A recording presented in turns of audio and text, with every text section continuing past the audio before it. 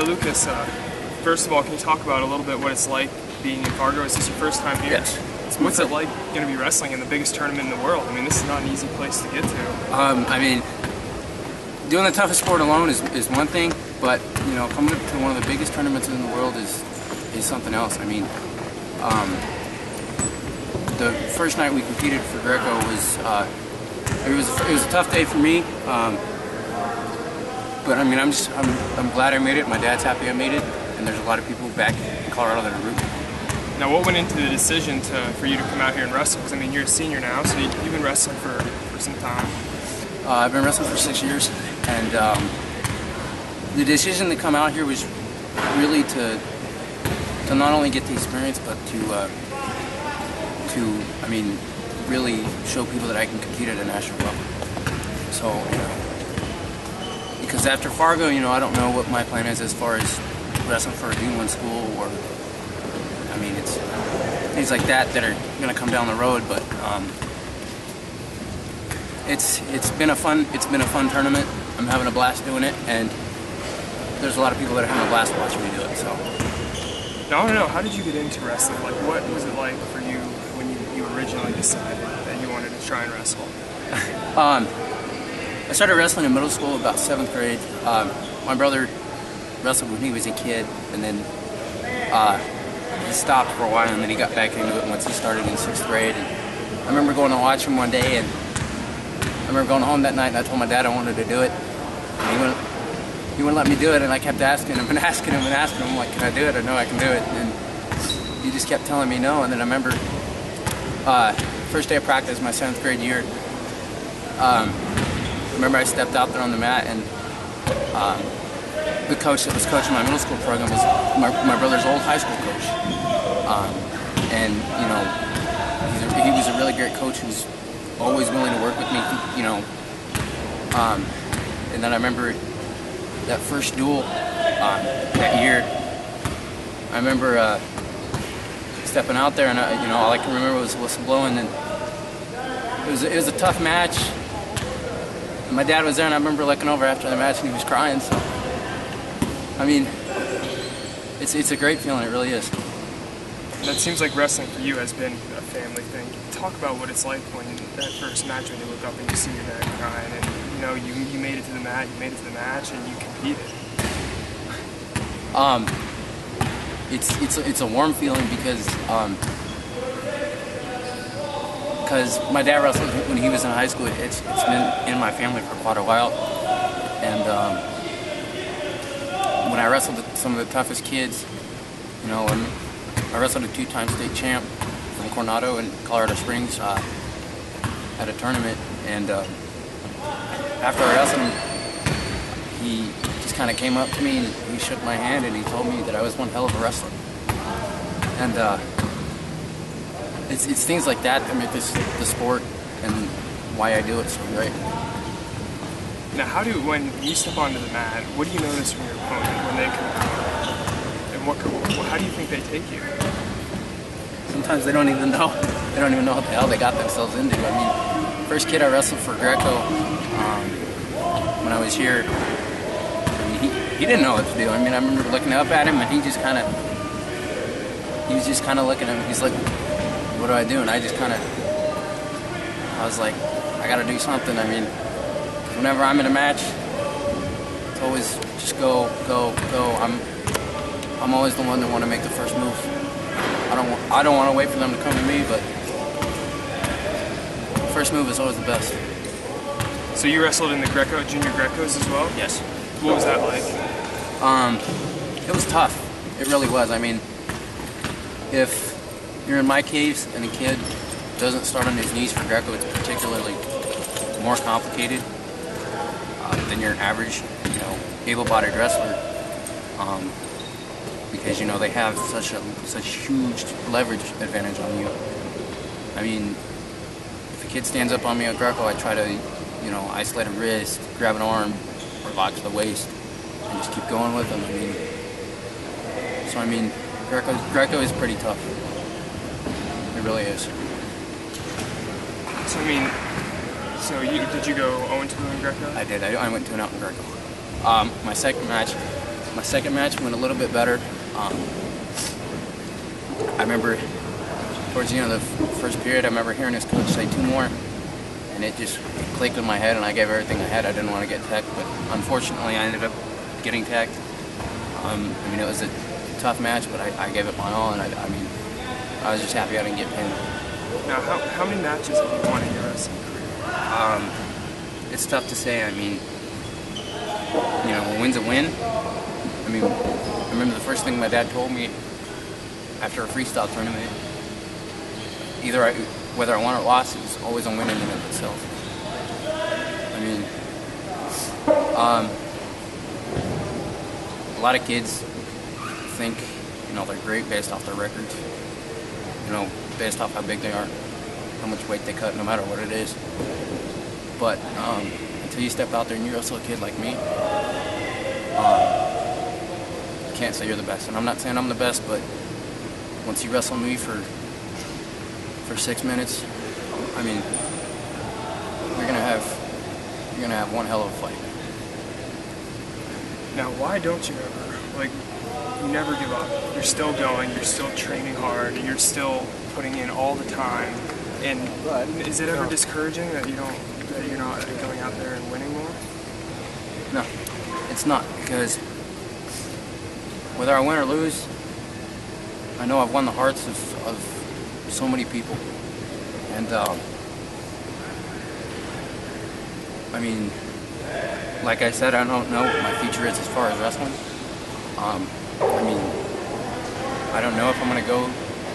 I mean, I don't know what I'm gonna do. I mean, my dream is to travel with the world team, with the Olympic team, and things like that. I mean, to really show what the world can do for a person with a disability, and what the sport of wrestling can do for a kid like me. Now, speaking, you said your dream is to travel with the world and the Olympic team. So, what were your thoughts when you had heard that Olympic had been dropped from the 2020 program?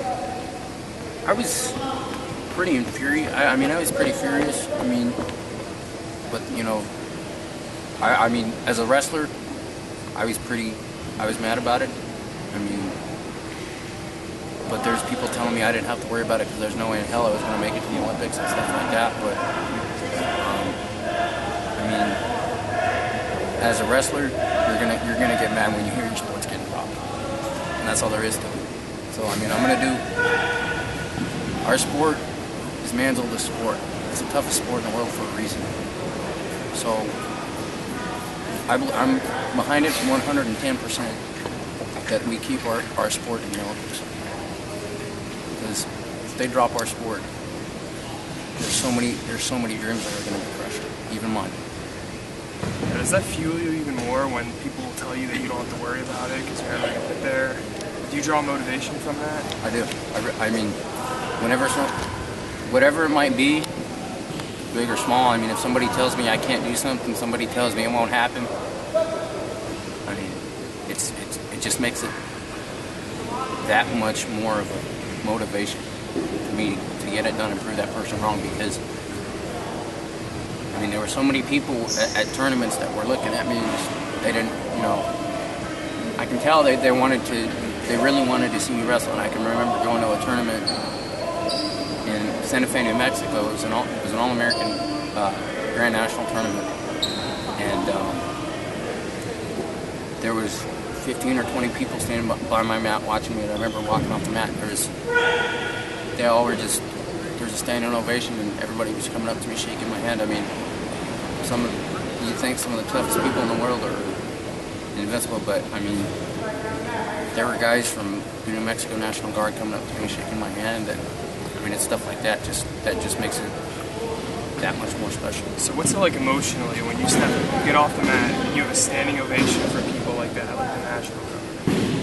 It's amazing. I mean, I remember wrestling my last high school tournament last year, and it was the JV state tournament. And after my last match, the announcer came over and he addressed me and my opponent, because they had awarded me the Outstanding Wrestler Award, and the whole gym just erupted, and it was amazing. It's an amazing feeling. I remember going over to my dad and I hugged him, and I mean, mean, it's an amazing feeling.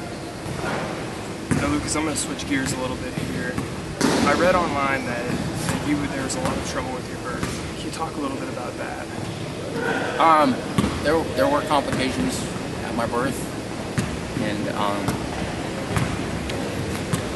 I mean, it's a tough thing to deal with day by day. But as I was growing up, I wanted to do so many things that I couldn't do, and I knew as I get older, I was like, man, I want to do that. Like, I want to do this. I want to do that. And to come to tournaments like this and compete, it's an amazing feeling. To not only to my team, it's tough. It's tough to deal with. And you can be Jordan Burroughs, you can be any of those guys, and they're not going to know what to do. It's tough. Now, how important has it been to you that the wrestling community has welcomed you with open arms? It means a lot to me. It really does, and I'd give my heart for the sport because it's such an awesome sport. The fans are incredible, and the support that I've received over the past week from everybody back in Colorado is amazing, and I want to thank them for it, because if it wasn't for them, I mean, I don't know where I'd be. So it's really just amazing. And Lucas, I want to talk about when you first started wrestling. Where was that at, and what team, or like, how old were you? It was at Sky Vista Middle School, where I had attended middle school for all 3 years.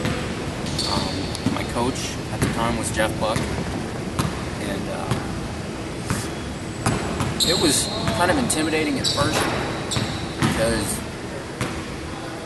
I didn't know what to do. I didn't know.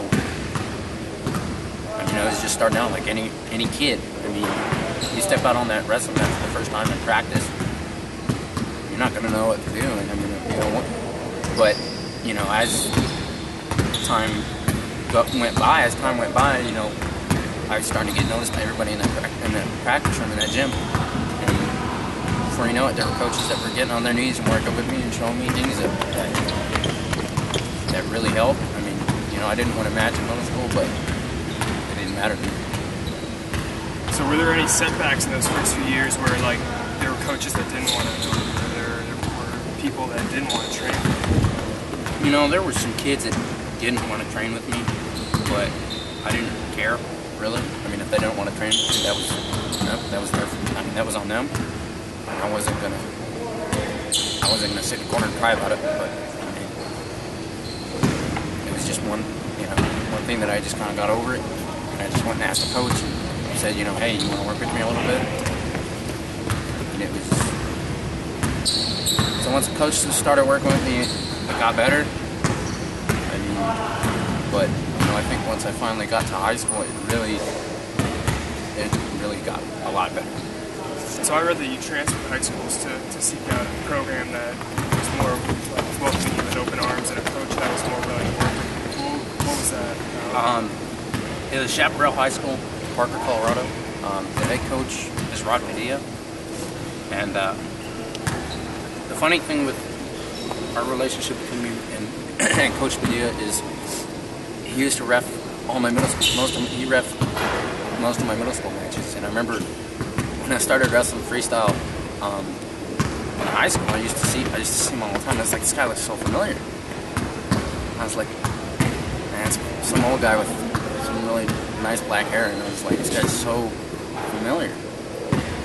And he was always in my corner, and he was always telling me, good job, kid. And he was like, we're proud of you.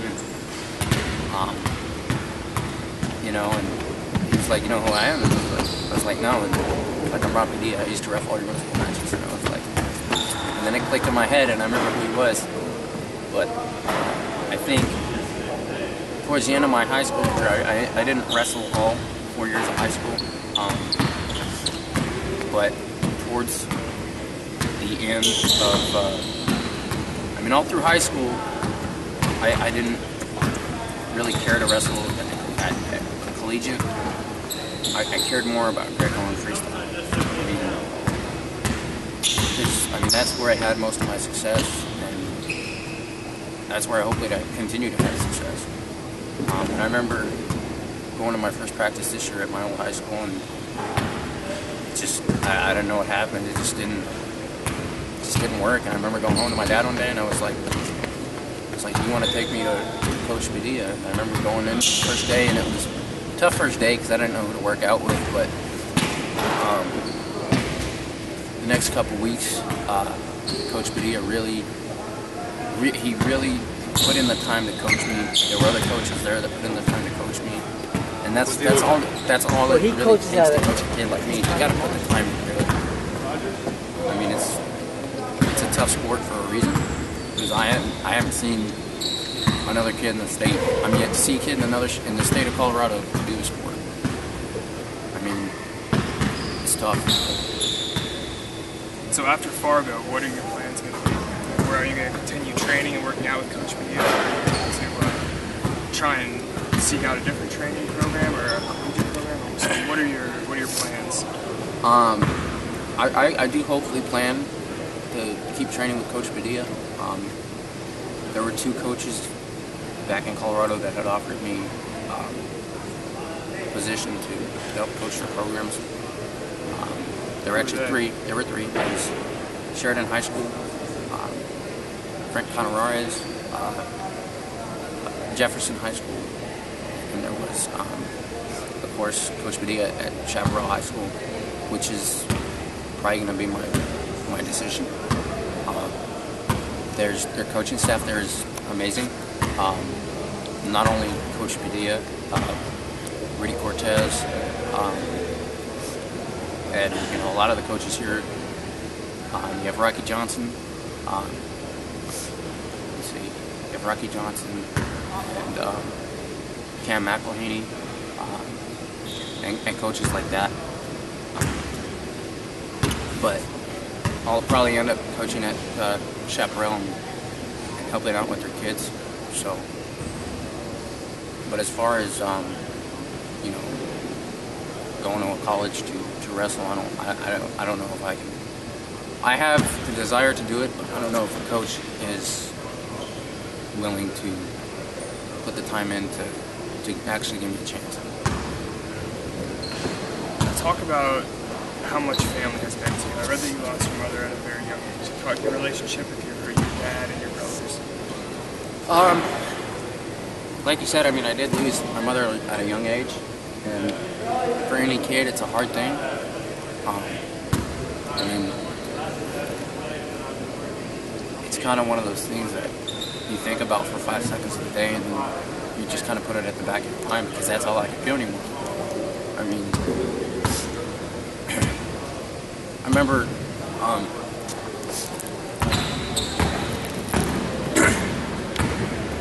went to my uncle's house one day in Pueblo, and I was reading a couple of things from her funeral, and I mean, it's tough, and I try not to think about it, especially, I mean, but like I said, I think about it for the first 5 seconds every day, and then I just put it at the back of my mind.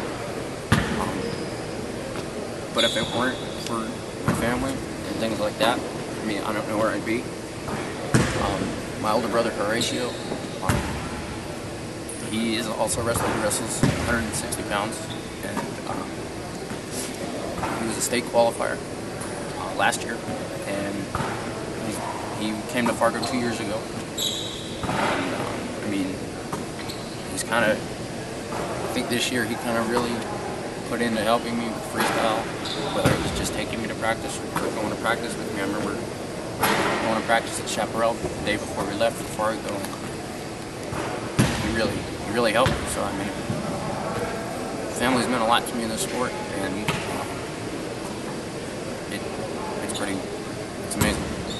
I also read that in the first few moments that you were born, you died twice, you had a heart transplant. What exactly happened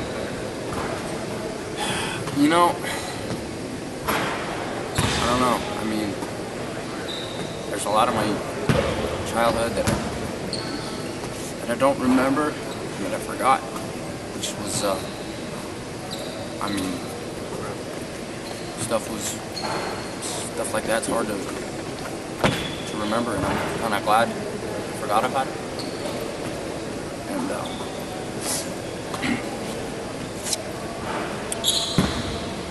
but I really had a really tough childhood, and you know, I just remember coming home one day and Mom didn't come home. I didn't know what happened. So, you know,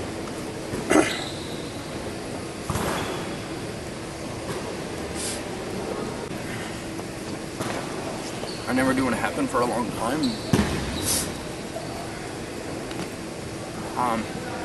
My dad just got really good at hiding it. So it's tough. Now, has wrestling helped you get through all this? Has it been a way that you can, get away from all the problems that you have had and endured?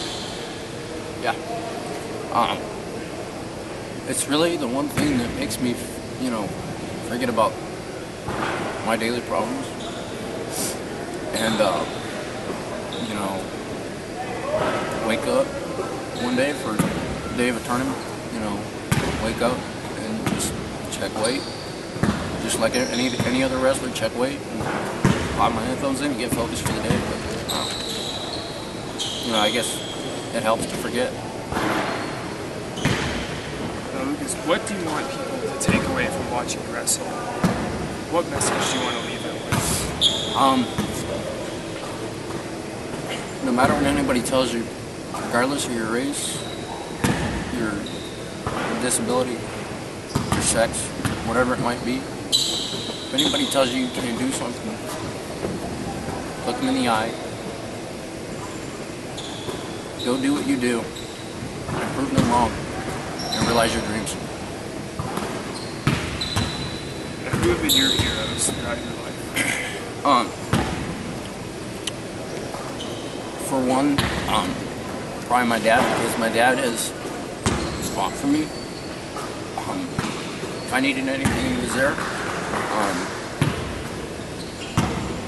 Whether it was on the mat or off the mat, he was there to help me.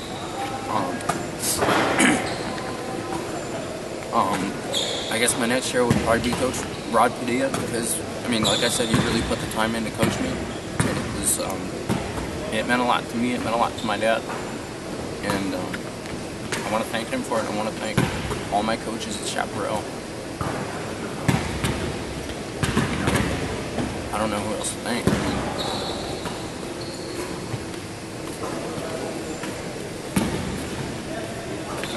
you have any fears? Like, what do you really fear? I guess my biggest fear is getting hurt on the mat. So, getting hurt on the mat for any kid is a fear, no doubt.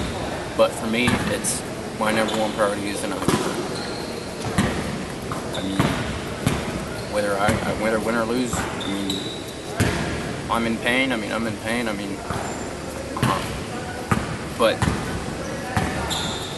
that's my number one fear. I guess you could say my number two fear is losing a match. But losing a match for any kid is tough. I don't care who you are. Whether you're Jordan Burroughs, Dan Gable, Kel Sanderson, and guys like that, losing a match is tough.